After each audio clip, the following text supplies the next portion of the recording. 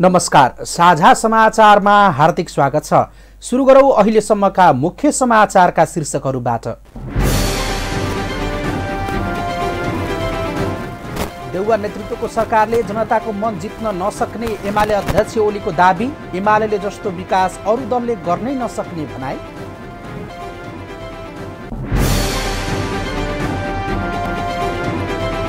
MCC pass गरेर देखाउन एमाले प्रवक्ता गेवालीद्वारा सरकारलाई चुनौती। एमाले जनताको भावना बुझेर मात्र निर्णय लिने भनाई।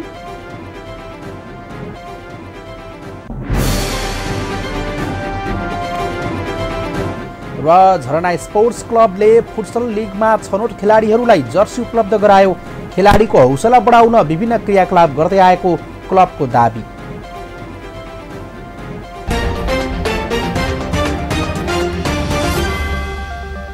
अब समाचार विस्तारमा। नेकपा एमालेका अध्यक्ष तथा पूर्व प्रधानमन्त्री केपी शर्मा ओलीले शेरबहादुर देउवा नेतृत्वको गठबन्धन सरकारले जनताको मन जित्नै नसक्ने दाबी गर्नुभएको छ। जनताको मन जित्ने एकमात्र पार्टी नेकपा एमाले रहेको दाबी गर्दै एमाले अध्यक्ष ओलीले जनताको पक्षमा काम गर्दै गर्दा प्रतिगामीहरूको षड्यन्त्रमा आफ्नो पार्टीलाई सत्ताच्युत गरिएको बताउनुभयो। बुटवलमा बुधबार आयोजित रूपन्देही जिल्ला स्तरीय अगुवा कार्यकर्ता भेलालाई सम्बोधन गर्दै पूर्व प्रधानमन्त्री तथा एमाले अध्यक्ष ओलीले एमाले जस्तो विकास अरू कुनै पनि पार्टीले गर्न नसक्ने जिकिर गर्नुभयो। उहाँले भैरहवामा अन्तर्राष्ट्रिय विमानस्थल निर्माण भएको छ। सिद्धबाबा सुरुङ मार्ग निर्माण हुँदैछ। भैरहवादेखि तौलिहवा जोड्ने 4 लेन सडक निर्माण भएको छ र यी सबै काम नेकपा एमालेको सरकारले मात्रै गरेको छ भन्नुभयो। ओलीले पहिले पनि र अहिले पनि पार्टी फुटाउने काम माधव नेपालले गरेको दाबी समेत गर्नुभयो।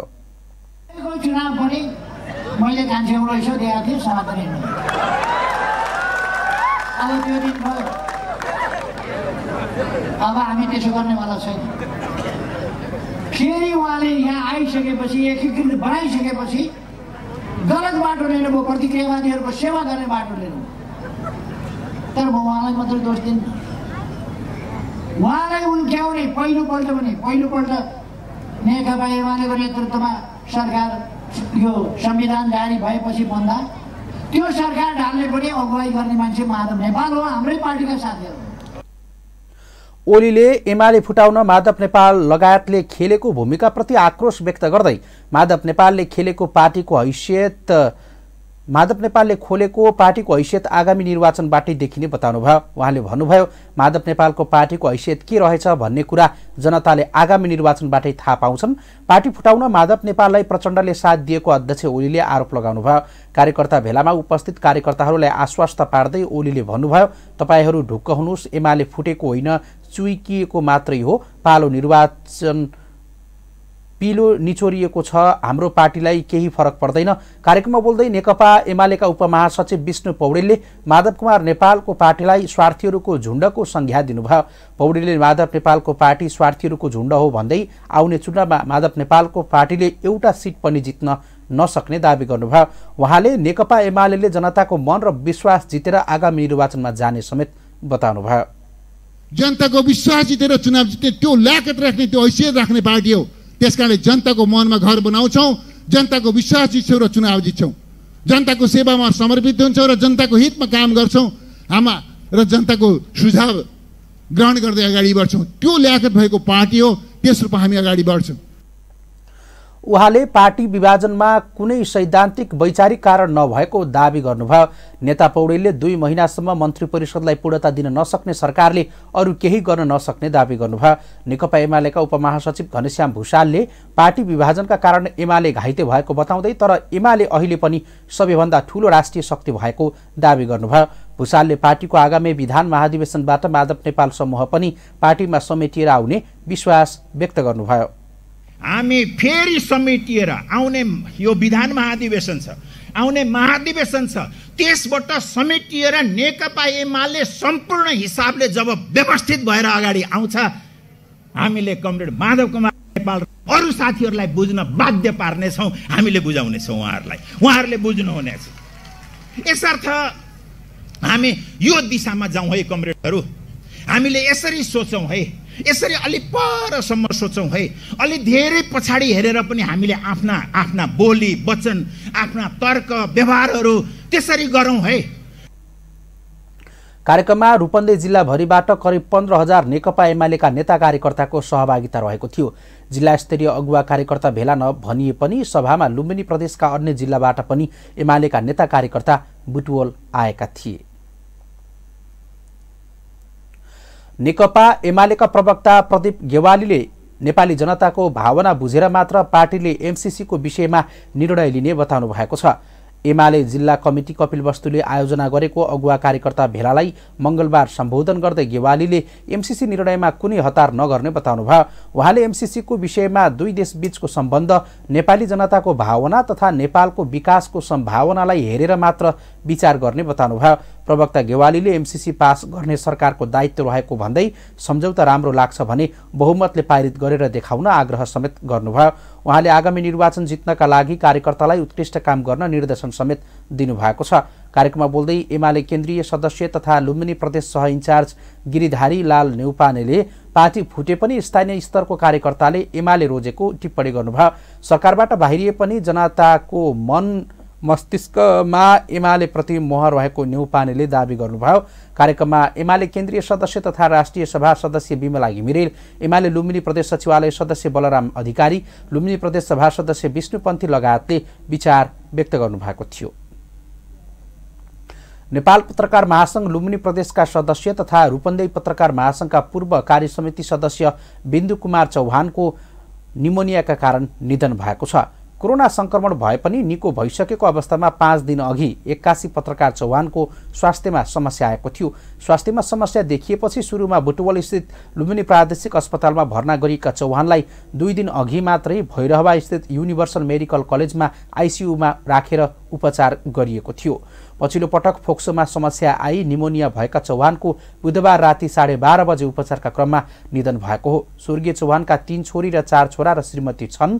लुम्बिनीलाई कार्यथलो बनाएर विगत 2 दशकदेखि सक्रिय पत्रकार चौहानको निधनले नेपाली पत्रकारिता क्षेत्रले एक कुशल ऊर्जाशील र जुझारु पत्रकार गुमाएको छ। पत्रकार चौहानको निधनप्रति नेपाल पत्रकार महासंघ लुम्बिनी शाखा र लुम्बिनी प्रदेश समितिले विज्ञप्ति जारी गर्दै दुःख प्रकट गरेको छ। पत्रकार चौहान माओवादी निकट क्रान्तिकारी पत्रकार संगठनमा समेत आबद्ध रहनु भएको थियो। पछिल्लो 24 घण्टामा नेपालमा 1332 जना कोरोनाका नयाँ संक्रमित थपिएका छन्। सो अवधिमा 12,524 आरटीपीसीआर परीक्षण गरिएकोमा 1332 जनामा संक्रमण पुष्टि भएको हो। यस्तै सोही अवधिमा 4320 वटा एन्टिजेन परीक्षण गर्दा 428 जनामा संक्रमण पुष्टि भएको स्वास्थ्य तथा जनसङ्ख्या मन्त्रालयले जनाएको छ। पछिल्लो 24 घण्टामा 1220 जना संक्रमण मुक्त भएको स्वास्थ्य मन्त्रालयले जनाएको छ। यसैगरी सोही अवधिमा 7 जना संक्रमितको मृत्यु भएको छ। हालसम्म 10,991 जना संक्रमितले ज्यान गुमाएका छन्। यस्तै उपत्यकामा पछिल्लो 24 घण्टामा 495 जना संक्रमित थपिएका छन्, जसमध्ये भक्तपुरमा 63 जना, ललितपुरमा 72 जना र काठमाडौँमा 360 जना संक्रमित थपिएका हुन्। समाचारको सिलसिला अझै जारी छ, पालो विश्रामको।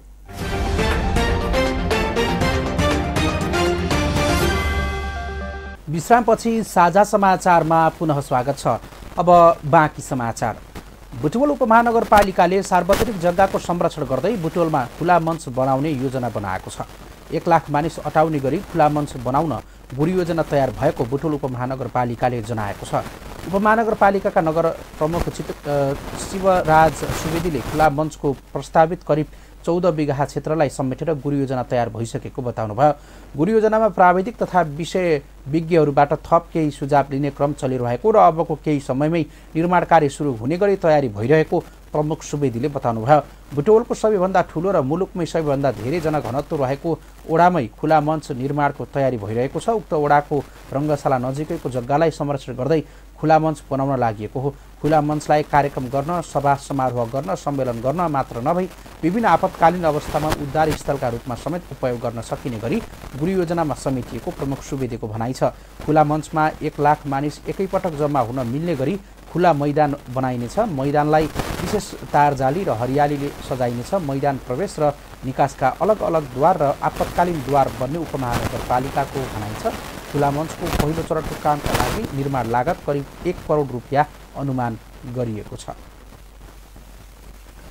प्युठानको गौमुखी गाउँपालिका 1 अर्तुबाङमा पहिलो पटक बिजुली बलेको छ। जिल्लामा 12 मेगावाट क्षमताको झिमरुक जलविद्युत आयोजना सञ्चालन भएको 27 वर्षपछि गाउँमा पहिलो पटक बिजुली पुगेको हो। अहिले अर्तुबाङको 62 घरमा बिजुली बलेको छ। 50 केभीए ट्रान्सफर्मर मार्फत प्रत्येक घरधुरीमा मिटर जडान गरेर विद्युत सेवा सुरु गरिएको नेपाल विद्युत प्राधिकरण वितरण केन्द्र बिजुवारका सुपरभाइजर प्रकाश केसीले जानकारी दिनुभयो। उहाँले भन्नुभयो, हालसम्म विद्युत सेवा नपुगेको यस ठाउँमा बिजुली बाल्न सफल भएका छौँ। केसीले विद्युत पुग्न बाँकी प्युठानका 10% घरधुरीमा समेत अबको दशैँ तिहारभित्रमा नै विद्युत सेवा पुर्याउने सुनाउनुभयो। उहाँका अनुसार ग्रामीण विद्युतीकरण कार्यक्रम अन्तर्गत 9 बहिनी गाउँपालिका 1 को स्याउलीवाङ गौमुखी गाउँपालिकाको अर्खा र रजबारामा विद्युत सेवा पुर्याउन काम तीव्र रूपमा अघि चलिरहेको छ। ग्रामीण विद्युतीकरण कार्यक्रमका लागि सङ्घीय सरकारबाट प्युठानमा 7 करोड रुपियाँ बजेट विनियोजन भएको सुपरभाइजर केसीले जानकारी दिनुभयो। अर्तुबाङका स्थानीयवासी तेजु गिरीले पहिलो पटक बिजुली बल्दा गाउँलेमा खुसी छाएको बताउनुभयो। बिजुली नहुँदा दैनिकीय असहज थियो भने वर्षौँदेखि गाउँवासी अँध्यारोमा बस्न बाध्य बनेका थिए। रूपन्देहीको सैनामैया नगरपालिकाले कृषि क्षेत्रलाई प्राथमिकता दिँदै मौसम अनुसारका बिउ वितरण गर्दै आएको छ। यसैबीच नगरको कृषि शाखाले कृषकहरूलाई निःशुल्क हिउँदे तरकारीको बिउ वितरण गरेको छ। बिउ वितरण गर्दै सैनामैया नगर प्रमुख चित्रबहादुर कार्कीले किसानलाई परेसाबारीमा तरकारी खेती गर्न सिकाए पश्चात आधुनिक र व्यावसायिक ढङ्गबाट कृषि क्षेत्रलाई अगाडि लैजाने नगरको दीर्घकालीन योजना रहेको बताउनुभयो। सबैको पालनकर्ता कृषक नभएकाले कृषकलाई प्रोत्साहन गर्न सके मात्र देशको उन्नति हुने प्रमुख कार्कीको भनाइरहेको थियो।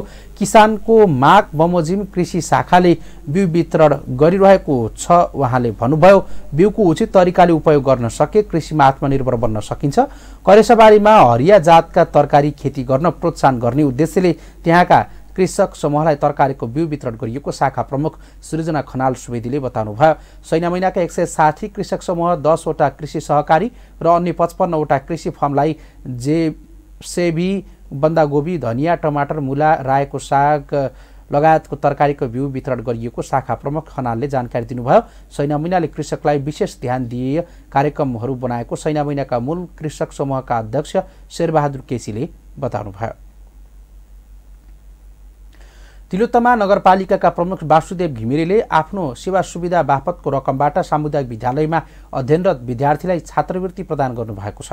विगत 4 वर्षदेखि निरन्तर छात्रवृत्ति प्रदान गर्दै आउनुभएका नगर प्रमुख घिमिरेले यसअघि नै घोषणा गर्नुभए अनुसार चालु शैक्षिक सत्रको लागि 42 सामुदायिक विद्यालयका 42 जना विद्यार्थीलाई जनै 7,000 का दरले मंगलबार नगरपालिकाको प्राङ्गणमा छात्रवृत्ति प्रदान गरिएको हो। सोही अनुसार मंगलबार सामुदायिक विद्यालयमा अध्ययन गर्ने गरिब तथा जेहेन्दार विद्यार्थीलाई जनै 7,000 रुपियाँ छात्रवृत्ति रकम प्रदान गरिएको हो।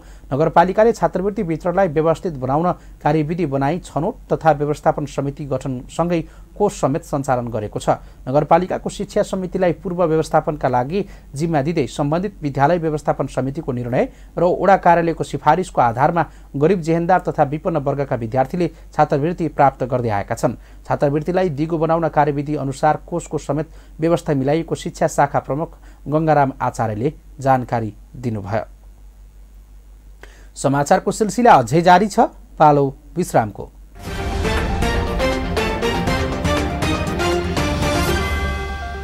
विश्रामपछि साझा समाचारमा पुनः स्वागत छ। अब बाँकी समाचार। आर्थिक अभावमा उपचार हुन नसकेपछि तानसेन 10 तेलघाका 34 वर्षीय तुलाराम कामी खोरमा थुनिँदै आउनु भएको छ। जन्मदै शारीरिक र मानसिक रूपमा अपाङ्गता भएर जन्मिनुभएका तुलारामलाई घर परिवारले उपचार गर्न नसकेपछि परिवारले खोरमा थुनेर राख्नुपर्ने बाध्यता छ। तुलारामकी आमा मनसरीले भन्नुभयो, जन्मदा पनि सानो पुड्को थियो, अहिले पनि होचै छ, पछि बोल्छ कि भन्ने लाग्या थियो तर बोल्न पनि सकेन। आफूहरू दिनभर काममा हिँड्नुपर्ने हुँदा छोरालाई छोड्दा हराउने, गाउँलेलाई दुःख दिने डरले कुखुरा थुन्ने खोरमा थुनेर राख्न बाध्य भएको मनसरीले बताउनुभयो। तुलाराम जन्मेपछि सामान्य हिँडडुल गर्न सक्ने भएदेखि नै फोहोरमा थुनेर राख्नुपर्ने अवस्था रहेको उहाँको भनाइ छ। घरको आर्थिक अवस्थाले तुलरामलाई हेरेर बस्न सक्ने अवस्था छैन। आमा मनसरीले भन्नुभयो, हामी काममा जानुपर्छ, उसलाई फोहोरमा थुन्नै पर्छ। उहाँले गुनासो समेत गर्नुभएको छ। साझा समाचारमा अब पालो अन्तर्राष्ट्रिय समाचारको।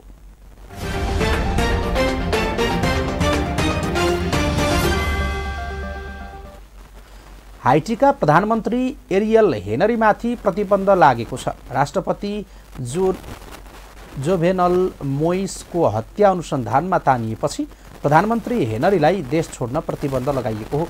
हत्या प्रकरणमा छानबिन गरिरहेका मुख्य अभियोजनकर्ताले प्रधानमन्त्री हेनरीमाथि पनि अभियोग दर्ता गराउन चाहेका छन्। राष्ट्रपति मोइसको हत्यामा शङ्कास्पद एक व्यक्तिले घटना भएको केही घण्टापछि प्रधानमन्त्री हेनरीलाई टेलिफोन गरेको प्रमाण भेटिएपछि उहाँ पनि शङ्काको घेरामा तानिएको बीबीसीले जनाएको छ।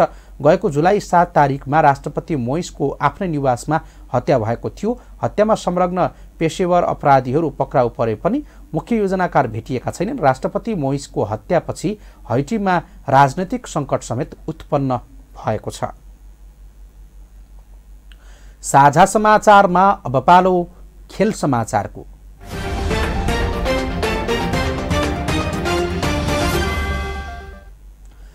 झरना स्पोर्ट्स क्लब रूपन्देहीले नेसनल फुटसल लिगमा छनौट भएसँगै खेलाडीहरूलाई जर्सी उपलब्ध गराएको छ। 11 जना खेलाडीहरूलाई भलवारी स्थित होटल हिडन प्यालेसमा एक कार्यक्रमका बीच जर्सी हस्तान्तरण गरेको हो। लुम्बिनी प्रदेशमै उत्कृष्ट भई छनौटमा परेसँगै क्लबले खेलाडीहरूलाई प्रशिक्षणसँगै उनीहरूको हौसला बढाउन विभिन्न क्रियाकलाप गर्दै आएको छ। पोखरामा असोज 2 देखि सञ्चालनमा आउन लागेको ए डिभिजन राष्ट्रिय फुटसल लिगमा झरना स्पोर्ट्स क्लब चयन भएको छ। अखिल नेपाल फुटबल सङ्घ इन्फाको आयोजना र टर्नपाइक इभेन्ट्सको परियोजन तथा व्यवस्थापनमा पहिलो पटक हुन लागेको राष्ट्रिय फुटसल लिगमा झरना स्पोर्ट्स क्लब यस क्षेत्रबाट सहभागी हुँदैछ। खेलको मिति नजिकिएसँगै रूपन्देही तिलोत्तमा कुञ्जलापुरको झरना स्पोर्ट्स क्लबका खेलाडीहरू अभ्यासमा व्यस्त रहेको र खेलमा सहभागी हुने तयारी पूरा भएको अध्यक्ष लोकपुलले बताउनुभयो। झरना स्पोर्ट्स क्लबका सल्लाहकार तथा जिल्ला फुटबल सङ्घका सल्लाहकार राजु बुढाथोकीले एक कार्यक्रमका बीचमा जर्सी हस्तान्तरण गर्नुभएको हो। यिनै समाचारसँगै हामी साझा समाचारको अन्त्यमा आइसकेका छौँ। अन्त्यमा मुख्य समाचारका शीर्षकहरू पुनः एकपटक।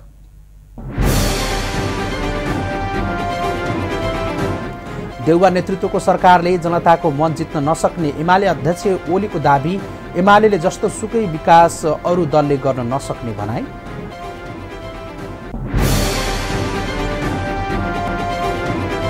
एमसीसी पास गरेर देखाउन एमाले प्रवक्ता घेवालीद्वारा सरकारलाई चुनौती। एमालेले जनताको भावना बुझेर मात्र निर्णय लिने भनाई।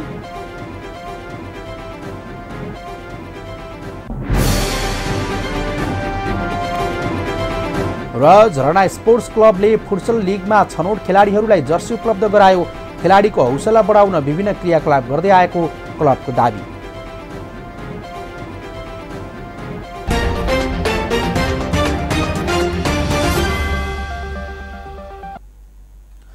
हवस् त अहिलेका लागि साझा समाचार सकियो। अब हाम्रो भेट अर्को समाचार बुलेटिनमा हुनेछ। शान्ति र विकासका लागि तपाईँ हाम्रो एउटै भिजन साझा टेलिभिजन हेर्दै गर्नुहोस्। कोरोनाको जोखिम उच्च रहेकाले सबै स्वास्थ्य मापदण्ड अपनाई सतर्क बनौँ। नमस्कार।